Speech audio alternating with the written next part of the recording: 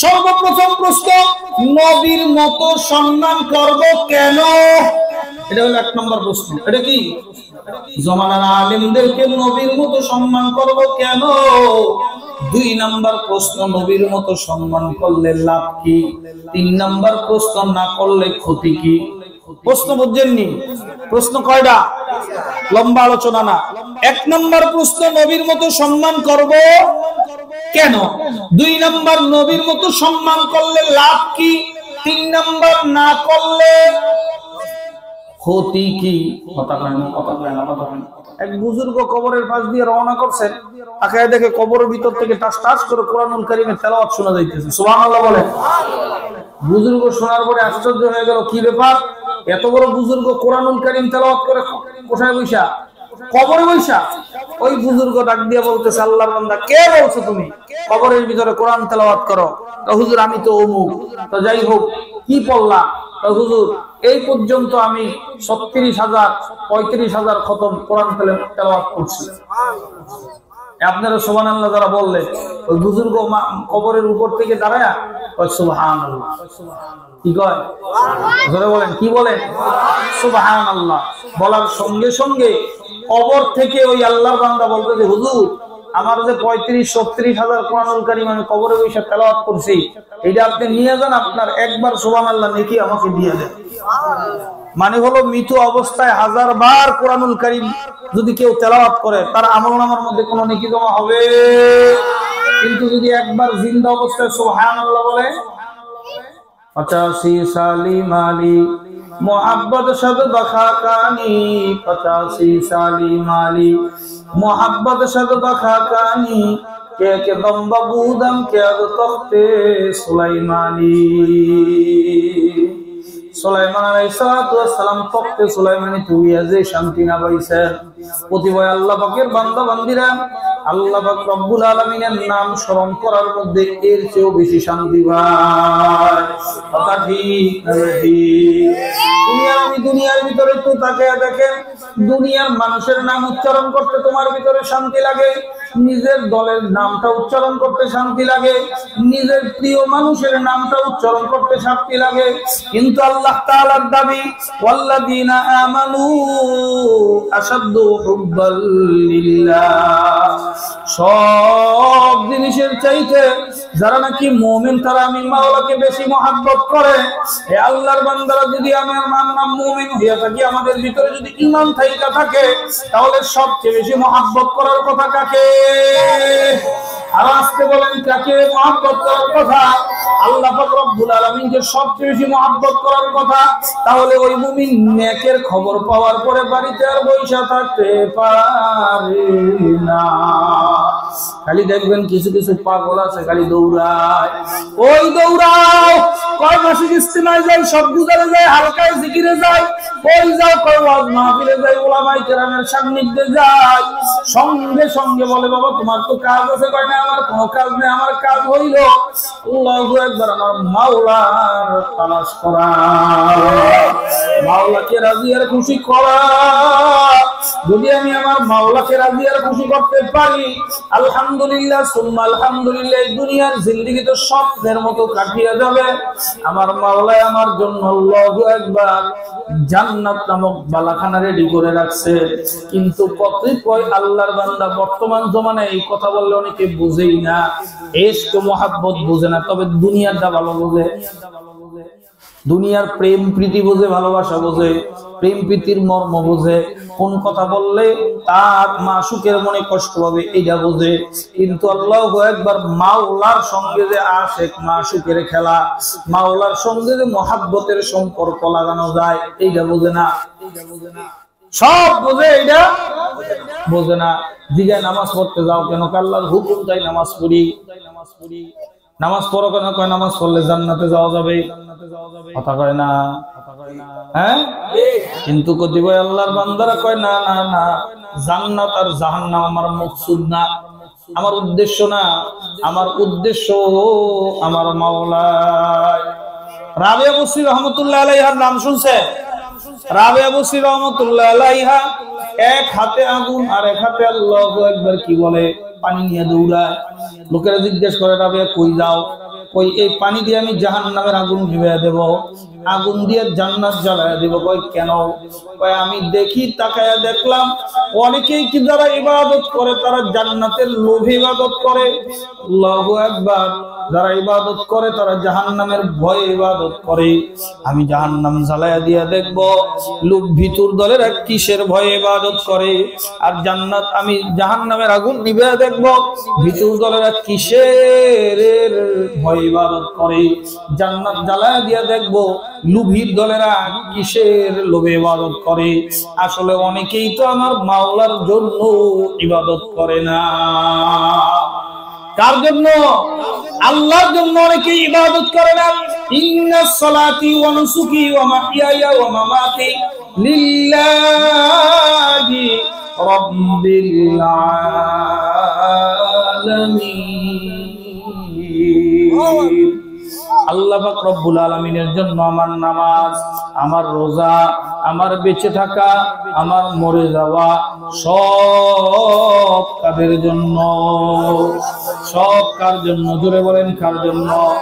সব যদি আল্লাহর জন্য হয় তাহলে মুমিনের সকল কাজ আমার মাওলাকে রাজি আর খুশি করার জন্য হবে। কথা বলেন ঠিক কি না? মুমিনের ঘুম হবে আল্লাহকে রাজি আর খুশি করার জন্য, মুমিনের খানা খাওয়া হবে আমার মাওলাকে রাজি আর খুশি করার জন্য, মুমিন ব্যবসা করবে তাও মাওলাকে রাজি আর খুশি করার জন্য, মুমিন খানা খাবে তাও মাওলাকে রাজি খুশি করার জন্য, বিবাহ করবে তাও মাওলাকে রাজি খুশি করার জন্য, সন্তান, স্ত্রী, পুত্র, পরিবার পরিজনকে মহব্বত করবে আল্লাহকে রাজি খুশি করার জন্য। কথা কয় না?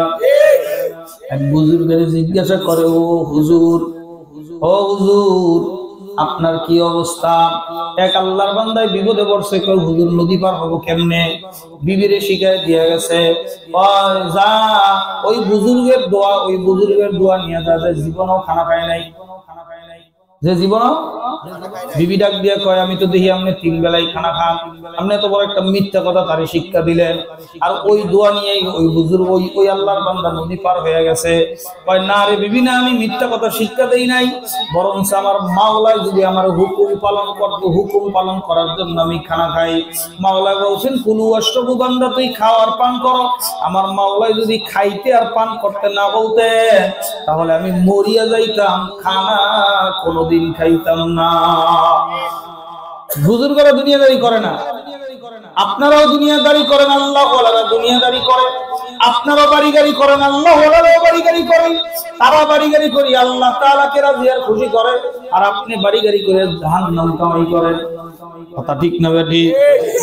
যেমন উদ্দেশ্য দেখেন, বিল্ডিং বানাইছেন আপনি, জানালা দিয়েছেন, জানালা উদ্দেশ্য কি? কয় বাতাস খাবো, বাতাস বন্ধ হবে? হ্যাঁ। আর আল্লাহ ওয়ালারা জানালা বানায়, জানালা দেওয়ার সময় উদ্দেশ্য একটা আছে। আল্লাহ জানালা দেওয়ার উদ্দেশ্য হলো এই জানালা দিয়ে আলো ঢুকবে, আমি কোরআনুল কারীম তেলাওয়াত করব। আল্লাহ ওয়ালারা রাস্তা দিয়ে আইতে যাবে, তাদের চেহারা মোবারক দেখবো। বলেন বলেন বলেন, আল্লাহ ওয়ালারা রাস্তা দিয়ে হাইতে যাবে, চেহারা দেখবে। ওই জানালা দিয়ে মসজিদের আযান শোনা যাবে, সে আযান শুনে নামাজ আদায় করবে। বলেন ওই আল্লাহর বান্দার ঘরে আলো বাতাস পড়া বন্ধ হয়ে যাবে? আলো বাতাস আসবে যতদিন পর্যন্ত ওই জানালা থাকবে, ততদিন পর্যন্ত আমলনামায় নেকি জমতেই থাকবে। কথা ঠিক না বেটি?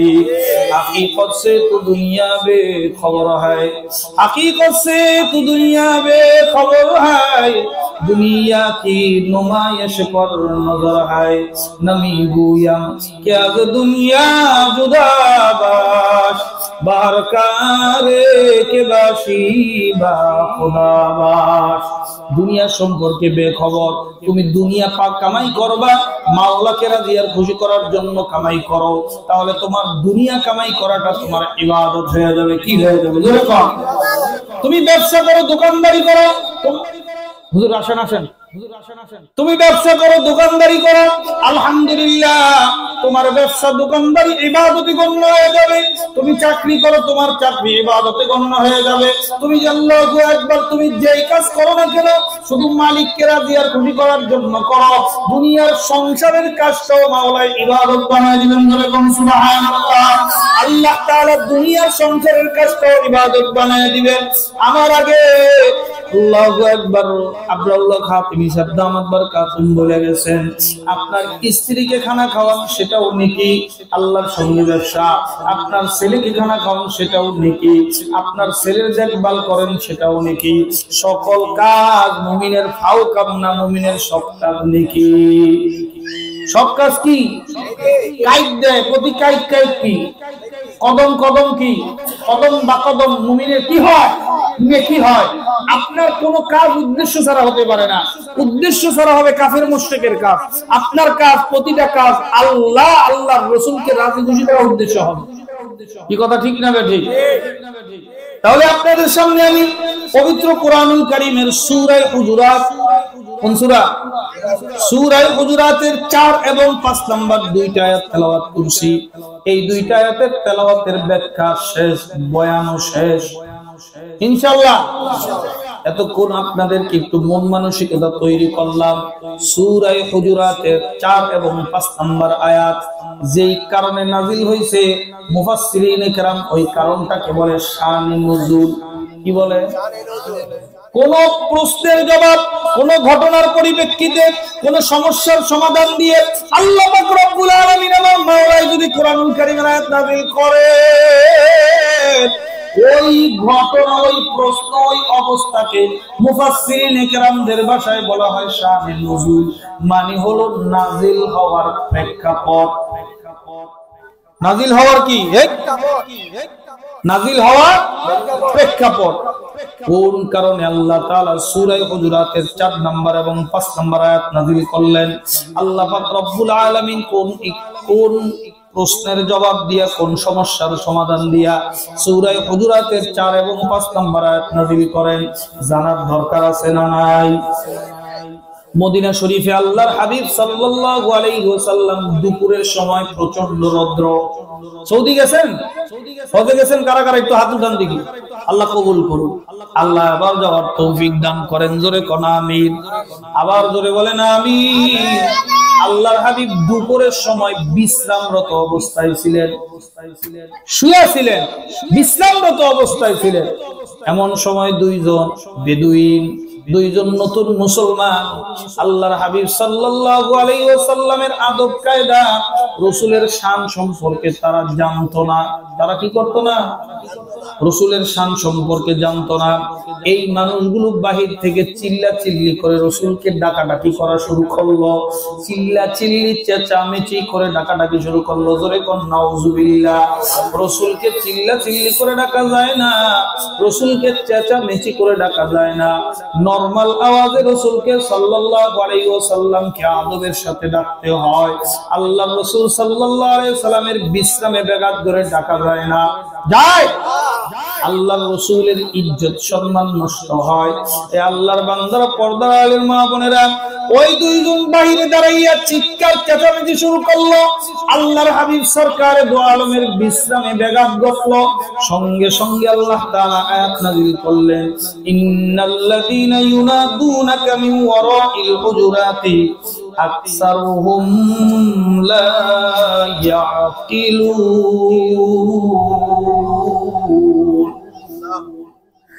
হে রাসূল, যারা আপনাকে হুজুরার বাহির থেকে ডাকাডাকি করে, মিন ওয়ারাইল হুজুরাত, হুজুরাতের বাহির, হুজুরার বাহির থেকে ডাকাডাকি করে, আকসারুহুম লা ইয়াকিলুন, অধিকাংশই জানে না, এরা বোঝে না, নির্বোধ, আকল নাই। কথা কয় না? অধিকাংশই নির্বোধ, অধিকাংশই আকল নাই, তারা বোঝে না। আল্লাহ তাআলা সমাধান দিয়ে বলেন, ওয়ালাউ আল্লাহুম সাবারু, তারা যদি ধৈর্য ধারণ করত। কি ধারণ করত? কিসের জন্য ধৈর্য ধারণ করত? আল্লাহ তাআলা আয়াতের সামনের অংশে বলেন, হাত্তা তাখরুজা ইলাইহিম লাকানা খায়রাল লাহু, আপনার রাসূল নিজে নিজে বিশ্রাম শেষ করে বাহির হওয়া পর্যন্ত যদি অপেক্ষা করতো, এটা তাদের জন্য মঙ্গল ছিল। তাহলে আল্লাহর রাসূল নিজে নিজে যদি ঘুম থেকে উঠতেন, নিজে নিজে বিশ্রাম সেরে উঠতেন, আর এই পর্যন্ত যদি তারা বাহিরে অপেক্ষা করত, এটা তাদের জন্য খায়রুল লাহুম। আল্লাহ তাআলা বলেন এটা তাদের জন্য ভালো ছিল। কি ছিল? রসুল বিশ্রাম করলে রসুলকে ডাকা যায় না, রসুলের বিশ্রামে ব্যাঘাত করা যায় না। আল্লাহ তাআলা বলেন আল্লাহু গফুরুর রহিম, নিশ্চয় আল্লাহ পাক রব্বুল আলামিন ক্ষমাশীল এবং দয়াশীল।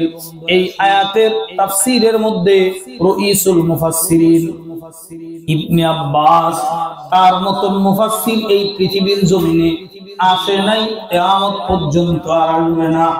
সুবহানাল্লাহ পড়ে। রাইসুল মুফাসসিরিন ইবনে আব্বাস রাদিয়াল্লাহু তাআলা আনহু এই আয়াতের তাফসীরের মধ্যে রাইসুল মুফাসসিরিন ইবনে আব্বাস রাদিয়াল্লাহু তাআলা আনহু লিখেন, নবীকে যেমন সম্মান করতে হবে, জমানার উলামায়ে কেরামদেরকে নবীর মতোই সম্মান করতে হবে। জোরে বলুন সুবহানাল্লাহ। নবীর মতো না, নবীর মতোই সম্মান করতে হবে। কে বলছেন? আমি বলছি। রাইসুল আল্লাহ বলে বলছে। রাইসুল মুফাসসিরিন ইবনে আব্বাস রাদিয়াল্লাহু তাআলা আনহু লিখছেন, নবীর মতো নবীকে যেমন সম্মান করতে হয়, জমানার উলামায়ে কেরামদেরকে নবীর মতোই সম্মান করতে হবে। কি করতে হবে? জোরে কোন? নবীর মতো কি করতে হবে? সম্মান করতে হবে। এবার এখানে তিনটা প্রশ্নের সৃষ্টি হয়। কয়টা? তিন প্রশ্ন শেষ, আমার বয়ানও শেষ। তিন প্রশ্নের মধ্যে সর্বপ্রথম প্রশ্ন, নবীর মতো সম্মান করব কেন? এটা হলো এক নম্বর প্রশ্ন। এটা কি? জমানার আলেমদেরকে নবীর মতো সম্মান করব কেন? দুই নাম্বার প্রশ্ন, নবীর মতো সম্মান করলে লাভ কি? তিন নাম্বার প্রশ্ন, না করলে ক্ষতি কি? প্রশ্ন বুঝছেননি? প্রশ্ন কয়টা? লম্বা আলোচনা না। এক নম্বর প্রশ্ন, নবীর মতো সম্মান করব কেন? দুই নম্বর, নবীর মতো সম্মান করলে লাভ কি? তিন নম্বর, না করলে ক্ষতি কি? কথা কয় না। না করলে ক্ষতি কি? প্রশ্ন তিনটা মনে থাকবে। প্রশ্ন তিনটার সমাধান জবাব দেওয়া শেষ, বয়ানও শেষ, মুনাজাতের দিকে আগাবো ইনশাআল্লাহ। আল্লাহ কবুল করেন। জোরে বলেন আমিন। এক নাম্বার প্রশ্ন, নবীর মতো সম্মান করব কেন? আল্লাহ পাক রব্বুল আলামিন যুগে যুগে নবী রাসূল প্রেরণ করেছেন। আমাদের নবীর পরে আর কোন নবী আসেনি মিয়া সাহেব? হ্যাঁ, কাদিয়ানি দিহি কয় আমি নবী, সত্য না মিথ্যা? কথা কয় না কেন? রাসূল বলেন আনা খাতামুন নাবিয়্যিনা লা নাবিয়্যা বা'দি মা কানা মুহাম্মাদুন আবা আহাদিন মির রিজালিকুম ওয়ালাকিন রাসূলুল্লাহি ওয়া খাতামান নাবিয়্যিন। আল্লাহর রাসূলের খতমে নবুয়তের ঘোষণা আরশে আজিম থেকে আসছে। জোরে কোন সুবহানাল্লাহ। আল্লাহর নবী শেষ নবী, আর পরে আর কোন নবী আসবে না। নবী নাই। নবী আছে? নাই। নবী আসবে না এই কথাটা আরে করতে, নবী তো একজন আসবে সর্বশেষে, কিয়ামতের আগে, হযরত ঈসা আলাইহিস সালাম দুনিয়াতে আসবেন না। তাইলে নবী যে আসবেন না তার মানে হলো তিনি নবী হয়ে আসবেন না, তিনি নবীর উম্মত হয়ে আসবেন। ঠিক কি না? তিনি নবী হয়ে আসবেন না উম্মত হয়ে আসবেন? উদাহরণ দিলে বুঝবেন। আপনার বাড়িতে ডাক্তার আসছে আপনার স্বাস্থ্য চেক আপ করার জন্য। শরীরটা ভালো না, শরীরটা কিনা ভালো না, ডাক্তার আপনার চেক আপ করে আপনার বাড়িতে ভুলে একটা পার্স, মনে করেন প্রেসার মাপার যন্ত্রটা রাইখা গেল।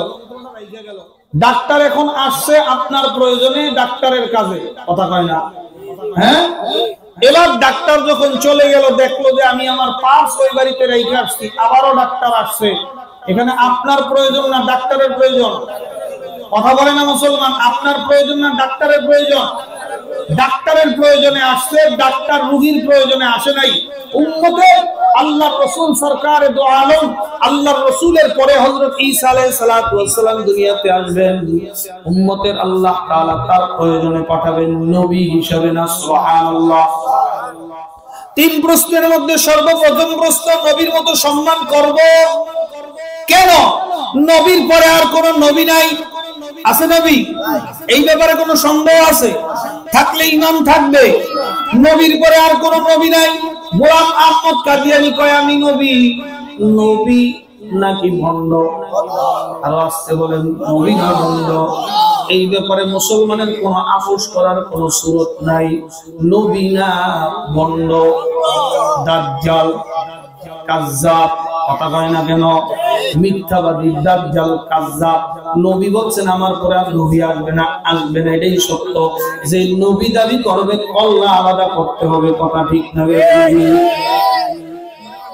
নবী যে আসবে না, নবী যে আসবে না, তাহলে উম্মত নবী ছাড়া রইলনি। এত মুসলমান কথা বলে না কেন? নবী আছে এখন না, তাহলে উম্মতের নবুয়তের দায়িত্ব পালন করবে কে? আল্লাহর রাসূল বলেন আল উলামা ওয়ারাসাতুল আম্বিয়া, আমার বিদায়ের পরে উলামায়ে কেরাম হলো নবীর দায়িত্ব পালন করবে। কোনটা জান্নাতের পথ, কোনটা জাহান্নামের পথ, কোনটা হালাল, কোনটা হারাম, কোনটা মাকরুহ, কোনটা সুন্নাত, কোনটা সুন্নাতের জিয়াদা, বিভিন্ন জটিল জটিল সমস্যার সমাধান উম্মতের গুনার কাছ থেকে ফিরাবে, দায়িত্ব কার? কথা কয় না। তাইলে আপনি যদি কোন আলেমেরা কথা কইবে কেন আমাকে ব্যাপারে না? আপনি ভুল করবেন, ভুল ধরনেওয়ালা একজন হলেন, তেনারা হলেন আলেম। কি আপনি যদি রাজনীতি করতে দেয়া ভুল করেন, ভুল ধরবে কে? হ্যাঁ, আপনি যদি রাজনীতি করতে যাইয়া বলে আল্লাহু আকবার, রাজনীতি করতে যাইয়া যদি আপনি বইলা ফেলান ফট করে, মা কালী গজে চলে আসার কারণে দেশে ফলন ভালো হয়েছে, এখন এই কথা কোন মুসলমানের সন্তান বললে সেই মুসলমানের সন্তান বেঈমান হবে, কাফের হবে, কোনো সন্দেহ নাই। কি এই মাসালা জানাবে কে? দায়িত্ব কার? হ্যাঁ, আলেমের। কোনটা হালাল, কোনটা হারাম, কোন রাস্তা, কোন রাস্তায় চললে হালালের রাস্তা, কোনটা হারামের, কোনটা জান্নাত, কোনটা জাহান্নাম, এই দায়িত্ব পালন করতেছেন কারা? উলামায়ে কেরামরা। কথা বলেন ঠিক কি না? উলামায়ে কেরাম দায়িত্ব পালন করতেছেন। এখন কেমন জানি নবীর কাজটা দায়িত্ব পালন করতেছেন উলামায়ে কেরাম, নবীর কাজটা দায়িত্ব পালন করতেছেন উলামায়ে কেরাম। যুক্তি দিলে বুঝবেন, বুঝাই দিলে বুঝবেন। যেমন এক আল্লাহর বান্দা ছোট্ট একটা বাচ্চা রাইখা তার বাপটা মারা গেল, তার বাপটা কি করলো? মারা গেল। হঠাৎ করে তার বাপ নাই, তার চাচায় দায়িত্ব পালন করতেছে। লেখাপড়ার যা খরচ হয়, ওই আল্লাহর বান্দার যা লাগে পোশাক আশাক সব দেয়।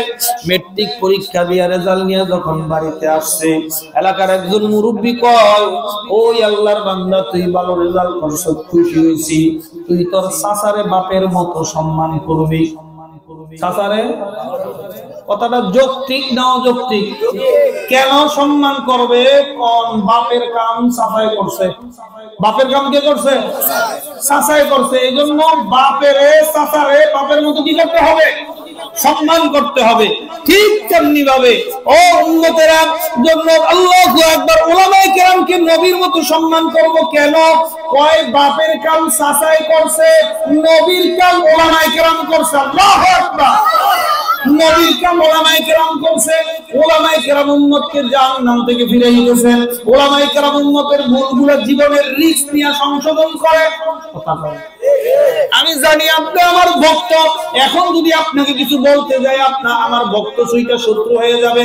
তাও যদি আল্লাহ আল্লাহর রাসূলের ভয়ে আমি বয়ান করা বন্ধ করে দেই, তাহলে আমি হাকিকতান উলামা হব না, আমি আসলে গোলামা হয়ে যাব। কি কথা ঠিক না? আল্লাহ আল্লাহর রাসূলের ভয়ে তোমার নেত্রী কি বললো, তোমার নেতা কি বললো, কে কি বললো, এটা দেখার বিষয় না। আল্লাহ আল্লাহর রাসূলকে খুশি করার জন্য দায়িত্ব হিসেবে উলামায়ে কেরাম বলে দিলে এটা উলামায়ে কেরামের দায়িত্ব। কার দায়িত্ব? জোরে বলেন। উলামায়ে কেরামের দায়িত্ব। এই জন্য বাপের কাম চাচাই করলো, এই জন্য নবীর কাম উলামায়ে কেরাম করলো। আলেমদেরকে নবীর মতো সম্মান করতে হবে। আলহামদুলিল্লাহ। প্রশ্ন নাম্বার 2, নবীর মতো সম্মান করলে লাভ কি? প্রশ্ন নাম্বার 3, নবীর মতো সম্মান না করলে ক্ষতি কি? বুঝেন প্রশ্ন? এবার 2 নাম্বার প্রশ্নের জবাব। প্রশ্নের জবাব দিয়া রাইসুল মুফাসসিরিন ইবনে আব্বাস রাদিয়াল্লাহু তাআলা আনহু সেখানে একটা ঘটনার বিবরণ দেন। কিসের বিবরণ? ঘটনার বিবরণ। তদানীন্তন সময়ে ফেরাউনের স্বৈরাচারী, ফেরাউনের সময়, ফেরাউন একটা স্বৈরাচার সরকার ছিল, জানেন আপনারা? হ্যাঁ, তদানীন্তন সময় স্বৈরাচার সরকার ফেরাউন। আল্লাহু আকবার। ওই আপনার কি বলে পাদ্রীর কাছ থেকে ভবিষ্যৎ গণায়া শুনছে একজন নবী আসবে, নাম তার মূসা কালিমুল্লাহ। সে তার ক্ষমতার তখ্ত তাউসকে উড়াইয়া গুড়গুড় করে দেবে। শুইনা সঙ্গে সঙ্গে ফেরাউনের ঘুম আসে না হারাম। জালেমরা যে দেশের মধ্যে জুলুম করে যাইয়া দেখেন এক জালেম রাত্রে ঘুমায় না হারাম। ঘুম কাইরে নাই কে? জোরে বলেন কে? এ আল্লাহর বান্দা আল্লাহু আকবার। ওই ফেরাউনের স্বৈরাচার সরকার ভয় পাইয়া এবার আইন জারি করলো, আমার দেশের মধ্যে কেউ ছেলে সন্তান জন্ম দিতে পারবে না। নাউজুবিল্লাহ। একটু আস্তে কর। দেশের মধ্যে কোন ছেলে সন্তান জন্ম দিতে কার আইন? কোন স্বৈরাচার? ফেরাউনের আইন। বলেন কার আইন? স্বৈরাচার জালেম সরকার ফেরাউনের আইন। ফেরাউনের পরিণতি দেখা যদি বাকি যুগের বাচ্চারা শিক্ষা গ্রহণ করত, তাহলে দেশে দেশে আর জুলুম হতো না। কথা কয় না? দেশে দেশে কি হতো না? আসল কথা কেউ বলে না, বিপদ দেখলে টানা না না। আসল পথে কেউ চলে না, সুযোগ বুঝে তাল্লাহানা। আপনারা এনে বই আমারে কইতেছেন ঠিক, আবার হেগো মজলিসে গিয়ে করবেন আপনার দাও ঠিক। দুইটা একসাথে ঠিক হয়? কথা বলেন। হে আল্লাহর বান্দারা, পর্দার আলেম মা বোনেরা, ভালো করে বোঝা রাখবেন। ফেরাউন স্বৈরাচারে আইন জারি করলো, কোন সন্তান জন্ম দেওয়া যাবে। এবার দেশের মধ্যে সন্তান জন্ম দেওয়া বৈধ অবৈধ ঘোষণা করলো। ফেরাউন জল্লাদ নিয়োগ দিল, কারো ঘরে যদি কোনো ছেলে সন্তান জন্ম দেয় সঙ্গে সঙ্গে সরকারি দায়িত্বপ্রাপ্ত ফেরাউনের জল্লাদেরা ওই ছেলের গর্দান উড়াইয়া দেয়, ওই ছেলেকে জবাই করে মাটিতে পুঁতে দেয়। এটা হলো ফেরাউনের আইন। 30 বছর চলল। কয় বছর? 30 বছর আইন চলার পর দেশের মধ্যে কর্মী সংকট দেখা দিল, দেশের মধ্যে যুবকের সংকট দেখা দিল, দেশের মধ্যে উপযুক্ত মেয়ের বিবাহ দেওয়ার জামাইয়ের সংকট দেখা দিল। দিবে কি দিবে না? এখন দেশের মানুষ কয় মানি না, মানবো না, ফেরাউনের আইন মানি না, বাতিল করো, করতে হবে, নইলে গদি ছাড়তে হবে। ঠিক কি না? কয় আমাকে অধিকার মেনে নাও, মেনে নাও। 9 দফা 9 দফা গুলি করে বানাই দিছে 1 দফা। কি কথা ঠিক না? কয় মানি না, মানবো না, আইনকে বাতিল করতে হবে, করতে হবে, করতে হবে। সমস্ত জনগণ যখন খেপে গেল, ফেরাউন দেখে আইন যদি আমি পরিবর্তন না করি গদি কথা হয় না, গদি থাকবে না, গদি ছাড়তে হবে। এবার ফেরাউন গোজামিল আইন পরিবর্তন করে। কি আইন? কয় এবার শোনো, আইন সংশোধনী আসছে। কয় কি সংশোধনী? কয় আমরা আইন পরিবর্তন করলাম, 1 বছর ছেলেকে জন্ম দিতে পারবা, আরেক বছর দিতে পারবা না। পাগলের পাগলামি বুঝেন কিছু? শোনেন, সকল জালেমেরা নিজের হাতে নিজের পতনের পথ তৈরি করে। কথা ঠিক না? সকল জালেমেরা নিজের হাতে নিজের ধ্বংসের রাস্তা তৈরি করে। কি কথা ঠিক না? ঠিক। ফেরাউন এখন 1 বছর আইন করছে সন্তান জন্ম দিতে পারবে, আরেক বছর আইন করছে সন্তান জন্ম দিতে পারবে। আল্লাহ পাক রব্বুল আলামিনের ইচ্ছা, যেই বছর ফেরাউন আইন করলো যে সন্তান জন্ম দেওয়া যাবে, আল্লাহ তাআলা ওই বছর হযরত মূসা আলাইহিস সালাতু ওয়াস সালামের একজন সহযোগী, কি নাম? হযরত মূসা আলাইহিস সালাতু ওয়াস সালামের সহযোগী একজন পয়গম্বরকে দুনিয়ায় পাঠাইলেন। যেই বছর আইন ছিল না যে সন্তান জন্ম দেওয়া, ছেলে জন্ম দেওয়া বৈধ না, অবৈধ, আল্লাহ তাআলা অবৈধর বছর পয়গম্বর মূসা আলাইহিস সালাম রে দুনিয়ায় পাঠাইলেন। জোরে বলুন সুবহানাল্লাহ। রাখে আল্লাহ, মারে আল্লাহ। এবার মূসা আলাইহিস সালামের আম্মা ভয়ে একেবারে ভীত সন্তুষ্ট হয়ে গেলেন। কি জানি হয়, কি জানি হয়, আমার সন্তানকে কখন জানি ফেরাউনের জল্লাদ বাহিনী আইনা গলা কাইটা দেয়। ভয়ের মধ্যে একটা বাক্স তৈরি করলো, ওই বাক্সর মধ্যে হযরতে মূসা আলাইহিস সালাম রে ঢুকাইয়া দরিয়ার মধ্যে সারিয়া দিল। দরিয়ার স্রোতে কয়, আল্লাহ তুমি হেফাজত করো। আল্লাহর খেলা বোঝা বড় দেয়। ওই বাক্স বাজতে বাজতে ফেরাউনের বাড়ির যাত্রার সামনে হাজির। সুবহানাল্লাহ। এবার ফেরাউনের স্ত্রীর নাম দিনে কি আছিল? ইমানদার না কাফের? জোরে বলেন, ইমানদার না কাফের? হযরত আসিয়া আলাইহা সালাতু ওয়াস সালাম যাত্রায় আসছেন কোন কাজের জন্য, তাকে দেখে বাক্সর মধ্যে পূর্ণিমার চাঁদের মতো একটা চাঁদ উদয় হয়ে আছে। আল্লাহু আকবার। এবার আসিয়া দেখে ওই বাচ্চাদের ধইরা কোলে নিয়ে চুমা দেয়। জল্লাদ সামনে পড়ে গেল, কই কি রে আসিয়া, এই বছর তো সন্তান জন্ম দেওয়ার নিষেধের বছর, বাচ্চা পালি কই? তুই তো বাচ্চা জন্ম দিস তাই পালি কোথায়? ওই বাচ্চা আমি বাক্সর মধ্যে কুড়ে পাইছি, এই বাচ্চা আমি তোমারে মারতে দিব না। ওই তোমার স্বামীর আইন আমি মারবো, তুমি ঠেকাইতে পারবা না। স্বামীর আইন কি? আমি মারবো, তুমি ঠেকাইতে পারবা না। কয় আমি মারতে দেব না। কয় কেন দিবি না? কয় মায়া লাগে। কি লাগে? শব্দটা মুখস্থ করেন, কি লাগে? ওই মোহাব্বত লাগে। কথা ঠিক না ঠিক? মায়া লাগে, মায়া লাগে, মোহাব্বত লাগে। কথা কয়টা? একটা। মায়া লাগে, আমার মোহাব্বত লাগে, এই একটা কথা বলছে। ফেরাউনের স্ত্রী কি? আসিয়া। এখন আসিয়ার এই কথা শুনিয়া মারতে দেয় না। কয় দাঁড়া, তোর আইন আমি আমার স্বামীর সাথে বসতেছি, আইনটা আমি শিথিল করাইতেছি। যাইয়া কয় আমার জীবন যাবে, বাচ্চাকে আমি ধরে রাখি, এই বাচ্চাকে আমি মারতে দেব না। আল্লাহু আকবার। আমার জীবন যাবে, বাচ্চাকে আমি মারতে দিব না। আমি প্রয়োজনে আমার জীবন দিয়ে দেব, ও স্বামী এই বাচ্চাকে আমি মারতে দেব না। কয় স্ত্রী আমি বাচ্চাকে মারবো কেন? কয় মায়া লাগে না। স্ত্রীর বক্তব্য কি? স্বামীর বক্তব্য কি? হ্যাঁ, স্ত্রীর বক্তব্য হলো মায়া লাগে, স্বামীর বক্তব্য কি? মায়া লাগে না। এই দুই কথার ভিতরে আমার 2 এবং 3 নম্বর প্রশ্নের জবাব। 2 নম্বর প্রশ্ন, নবীর মতো উলামায়ে কেরামকে সম্মান করব কেন? শুধু মায়া লাগে। হযরত মূসা আলাইহিস সালাতু ওয়াস সালামের প্রতি মায়া, মুহাব্বত লাগে। এই কথা বলার কারণে আল্লাহ তাআলা হযরত আসিয়া আলাইহিস সালাতু ওয়াস সালামকে জান্নাত দেখতে দেখতে ঈমানের সাথে মৃত্যু দান করেছেন। শুধু এতটুকু কথা, মায়া লাগে না, এতটুকু কথা বলার কারণে আল্লাহ তাআলা হযরতে আপনার মূসা আলাইহিস সালাতু ওয়াস সালামের প্রতি মায়া লাগে না, এই কথাটুকু বলার অপরাধে, এই কথাটুকু বলার অন্যায়ের কারণে আল্লাহ তাআলা ফেরাউনকে মৃত্যু দান করছেন। তার পরিণতি জাহান্নাম দেখে নদীর মধ্যে চুবায়া চুবায়া মৃত্যু দিয়েছেন কে? এখন 2 নম্বর 3 নম্বর প্রশ্নের জবাব হলো,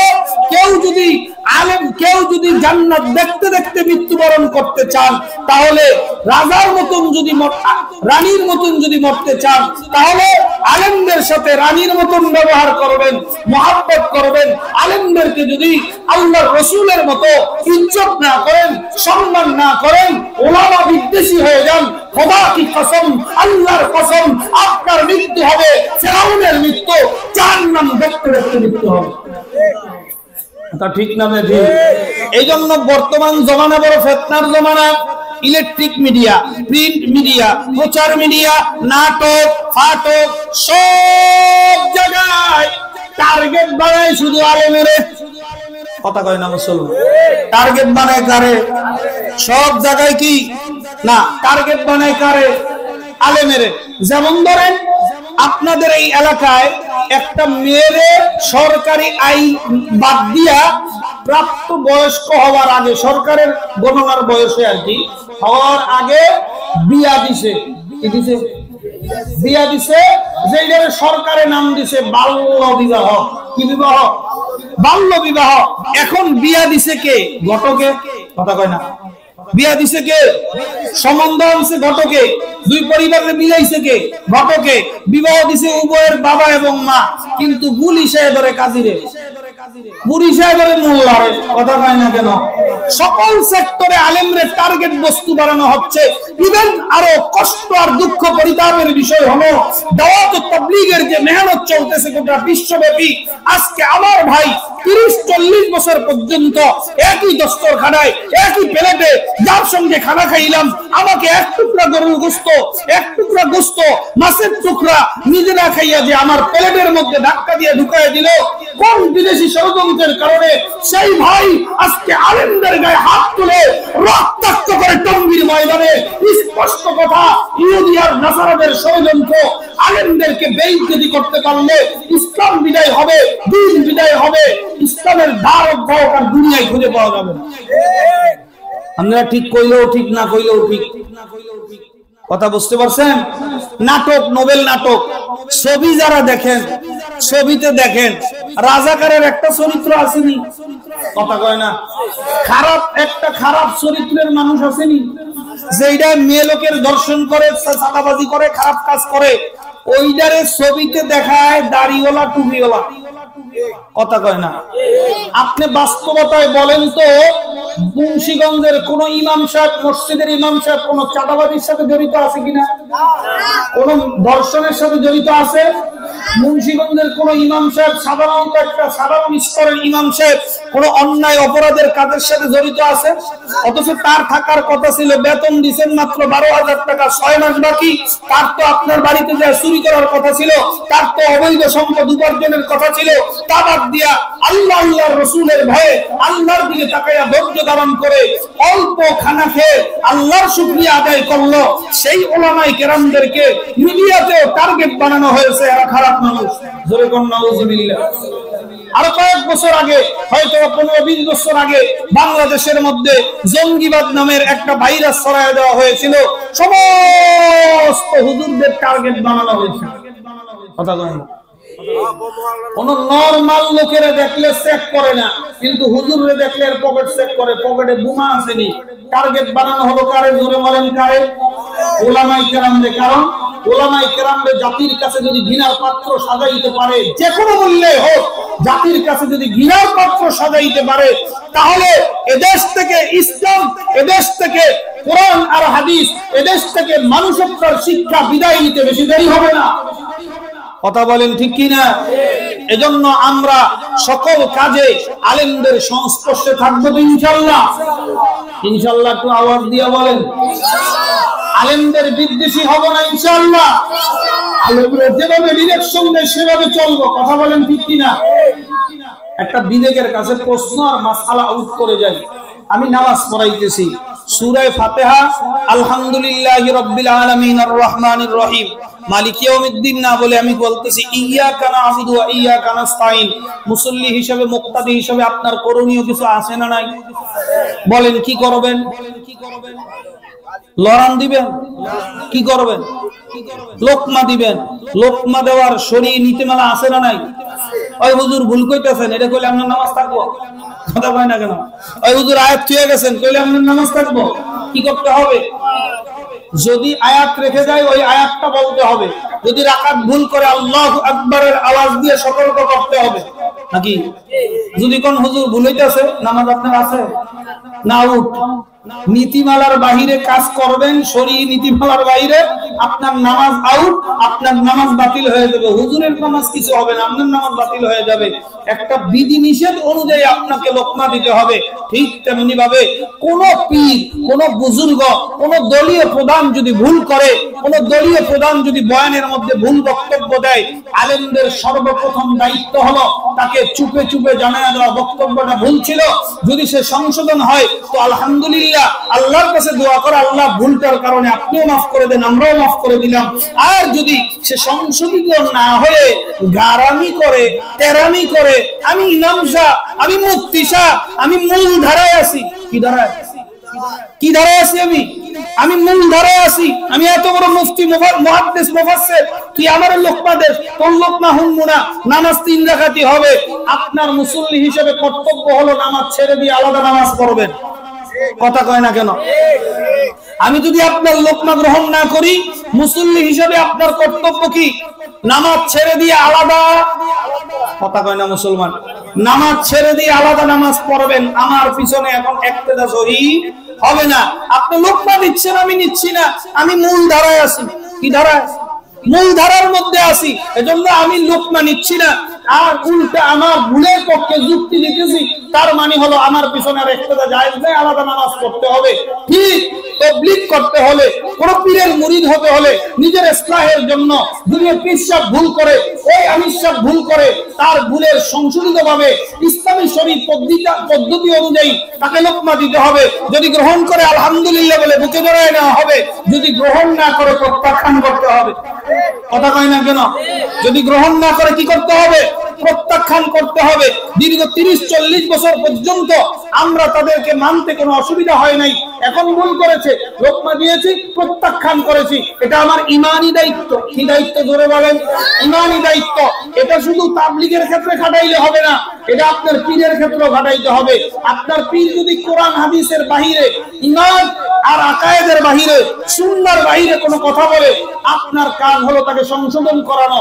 সংশোধিত না হলে আপনাকে তাকে পরিত্যাগ করা, আপনার ইমানকে বাঁচাবার জন্য পরিত্যাগ করা ফরজ আইন। পরিত্যাগ করা কি আইন জোরে বলেন? পরিত্যাগ করা ফরজ আইন। আমার পীর সাহেব, আমি পীরের কাছে গিয়েছি আল্লাহকে পাওয়ার জন্য। কাকে? এখন পীর সাহেব যদি বলেন না তুই আমার কাছে আইলা আল্লাহ ভাবি কোত্থেকে, আমি আল্লাহ, নাউজুবিল্লাহ কর। কথা কয় না? যদি বলে যে না আমি অমুক, কুফরি কথাবার্তা বলে, তখন আপনার পীরকে ছাড়া আপনার জন্য কি হবে? ফরজ আইন হবে, তাকে সে বাদ দিতে হবে। তার অনুসরণ করলে আপনি নিশ্চিত জাহান্নামে যাবেন। ও মুহতারাম মুসল্লিয়ানে কেরাম, এজন্য চলেন আমরা উলামায়ে কেরামদেরকে মহব্বত করি। শেষে একটা হাদিস আমি তেলাওয়াত করেছি, এই হাদিসের 2 মিনিটে ব্যাখ্যা শেষ করে দিয়ে আমি কথা এখানে ইতি টানবো। আল্লাহর রাসূল বলেন, কুন আলিমান, তুমি আলেম হও। কি হও? জোরে কর। কুন আলিমান, তুমি কি হও? যদি আলেম না হও, কুন আলিমান আও মুতাআল্লিমান, অথবা আলেমের ছাত্র হও। আলেমের কি হও? আলেমের ছাত্র হইয়া আলেমের কাছে ইলমে দ্বীন শিক্ষা অর্জন করো। তলাবুল ইলমি ফরিদাতুন আলা কুল্লি মুসলিম, সমস্ত মুসলমানের জন্য যে ফরজিয়াত ইলম আছে, নামাজ কিভাবে পড়তে হবে, রোজা কিভাবে রাখতে হবে, কোনটা হালাল কোনটা হারাম, এই ফরজিয়াত ইলম শিখবে কার কাছ থেকে? আলেমের কাছ থেকে। এজন্য কোন আলিমান যদি না পারো, আও মুতাআল্লিমান, আলেমের ছাত্র হও, আও মুতাআল্লিমান যদি না হও, আও মুস্তামিয়ান, আলেমের কথা শোনো। আলেমের কি কথা শোনো। আলেম যেভাবে চলতে বলে ওইভাবে চলো, যে রাস্তা ছাড়তে বলে ওইভাবে ছাড়ো, যে রাস্তায় যেভাবে চলতে বলে সেইভাবে চলো। আলেম যদি 30 বছর 50 বছরের আমিরকে পরিত্যাগ করতে বলে, তাহলে 50 বছরের আমিরকে সমস্ত উলামায়ে কেরামের একক ফতোয়া আমাকে পরিত্যাগ করা আমার জন্য ফরজ আইন হয়ে যাবে। কি হয়ে যাবে জোরে বলেন? আমার পীর পীরানি পীর গাউস কুতুব যদিও হয়, যদি কোরআন সুন্নাহর বাইরে যায়, আমাদের মূল দ্বারা নিজামউদ্দিন না, আমাদের মূল দ্বারা চরমনাই না, আমাদের মূল দ্বারা উজানি না, আমাদের মূল দ্বারা হলো কোরআন আর হাদিস। আল্লাহর রাসূল ফরমান, তারাকতু ফীকুম আমরাইন লান তাদিল্লু মা তামাসসাকতুম বিহিমা কিতাবাল্লাহি ওয়া সুন্নতি রাসূলি। দুইটা জিনিস রেখে গেলাম মূল দ্বারা। কি দ্বারা? আমাদের মূল দ্বারা কোনথায়? কাকরাইন, নিজামউদ্দিন, চরমনাই, উজানি। কথা কয় না? মূল দ্বারা কি?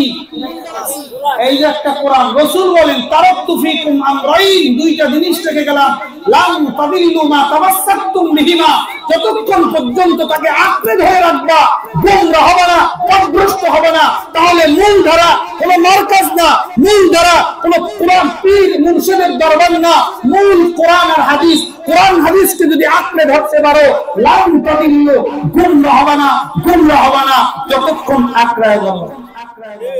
দুইটার নাম কি? কিতাবাল্লাহ ওয়া সুন্নতি রাসূলি। হাদিস বলে নাই কিন্তু, পেছ লাগায়েন না। কি বলে নাই?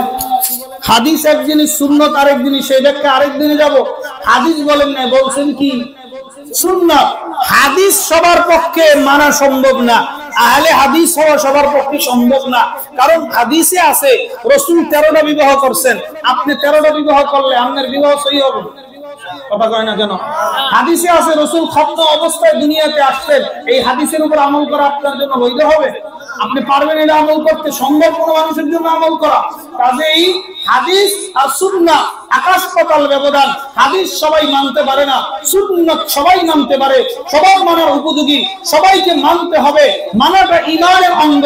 এজন্য আল্লাহর রাসূল বলেন, তারাকতু ফীকুম আমরাইন লান তাদিল্লু মা তামাসসাকতুম বিহিমা কিতাবাল্লাহ ওয়া সুন্নতি রাসূলি। আল্লাহর রাসূল, আল্লাহ তাআলার নাযিলকৃত কিতাব কোরআন আর রাসূলের সুন্নাত। রাসূলের কি সুন্নাহ। এজন্য এই দুইটা জিনিস মুসলমানের মূল। কোন দরবার, কোন ব্যক্তি, কোন নিজামুদ্দিন বলেন আর কাকরাইল বলেন আর টঙ্গীর ইস্তেমা বলেন, যাই বলেন, কোন জায়গা মূল হতে পারে না। মূল হবে কোরআন আর হাদিস। কোরআন হাদিসের মানদণ্ডে আমার পীর সাহেব যদি টিকে যায়, তাকে মানা আমার জন্য জরুরি। সে যদি না টিকে, তাকে প্রত্যাখ্যান করা আমার ঈমানের অঙ্গ। কোরআন হাদিস অনুযায়ী আমার আমির সাহেব যদি কোরআন হাদিসের মানদণ্ডে টিকে যায়, মানা ইতাআত করা। রাসূল বলেন ওয়ালাউ কানা গোলামান হাফসিয়্যান, যদি তোমার আমির হাফসি গোলাম হয়, তাকে মানা তোমার জন্য ফরজ আইন। যদি আমার এই আমিরকে কোরআন হাদিসের অনুযায়ী পাই, মানব। যদি না পাই, প্রত্যাখ্যান করব। কি করব? প্রত্যাখ্যান করব। কোরআন হাদিসের বাহিরে যে যাবে, সে আমার বাবা হয়, সে যদি আমার ভাইও হয়, সে যদি আমার পীর হয়, তাকে মুসলমানের প্রত্যাখ্যান করা ঈমানের অংশ। কিসের অংশ? ঈমানের অংশ। এজন্য কোন ব্যক্তি পূজা চলবে না, কোরআন আর হাদিস অনুযায়ী চলবে। এই কথা বলে আল্লাহর রাসূল বলেন, আল উলামায়ে কেরামের কথা শোনো। কি শোনো? উলামায়ে কেরামের কথা শোনো। যদি না শুনতে পাও, এমন অবস্থা তো হতে পারে আলেমদের যে কথাটা শুনবেন হেডেও পারতেছেন না। মনে করেন কোন সৈরাচার আপনাদের ধরে আয়না করে বন্দী করলো, না জুমা পড়তে পারেন, না ওয়াজে যাইতে পারেন, না কোনো উলামায়ে কেরামের সোহবতে যাইতে পারেন।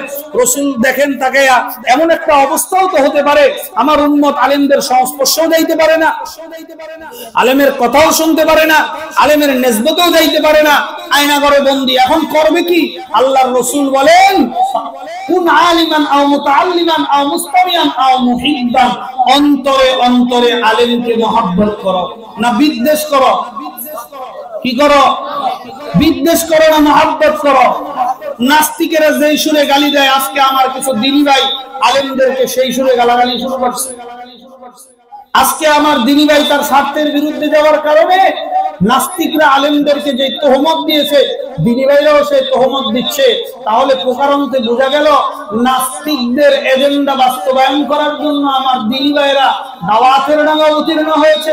আল্লাহ আপনি আমাদের ভাইদেরকে হেদায়েত দান করেন। জোরে বলেন আমিন। আপনাদের মহল্লায় দাওয়াত ও তাবলীগের মেহনত চলবে আলেমদের নেতৃত্বে, ইনশাআল্লাহ বলেন। কোন আলেম ছাড়া কোন ব্যক্তি যদি আসে, উলামায়ে কেরামদের কানেকশন ছাড়া কোন ব্যক্তি যদি আসে, এই ব্যক্তি পথভ্রষ্ট। তার কথা শুনলে আপনি পথভ্রষ্ট হবেন। আল্লাহ তাআলা আমাদের সকলকে কথাগুলোর উপরে আমল করার তৌফিক দান করেন। ওয়া আখিরু দাওয়ানা আলহামদুলিল্লাহি রাব্বিল আলামিন। সর্বশেষ ইসলামিক ভিডিও সবার আগে পেতে আল হাদি মিডিয়া সাবস্ক্রাইব করে পাশে থাকা বেল আইকনটি ক্লিক করুন। ধন্যবাদ।